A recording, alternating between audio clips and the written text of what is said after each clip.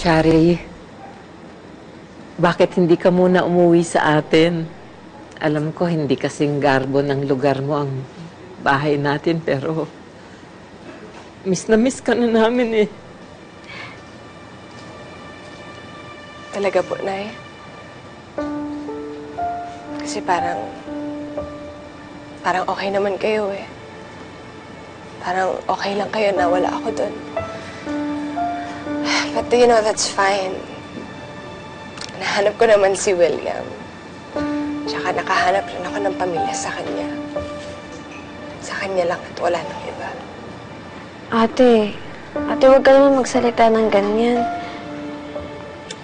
Ina, ano ba? Huwag ka na nga umiyak dyan. Sinasayang mo lang yung luha mo. Tsaka total, may Ate Grace ka naman eh. Pero ate, nin po kita. You mean, after all this time, hindi ka pa nasanay na si Ate Grace na lang yung ate mo? Hindi na gusto ko ipaintindi sa'yo na nung lumayas ako, ibig sabihin nun, pinuputol ko na lahat ng ugnayan natin. Malinaw ba sa'yo yun?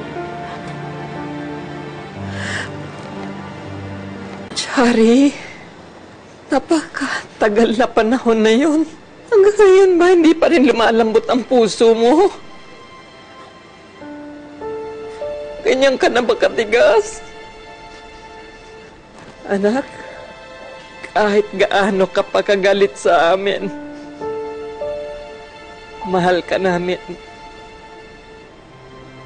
Pati ang Ate Grace mo, mahal na mahal ka niya.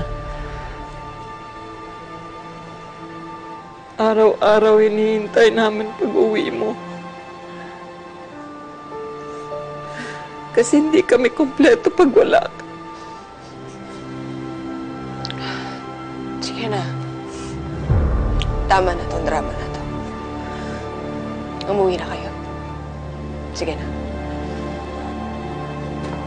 Shari?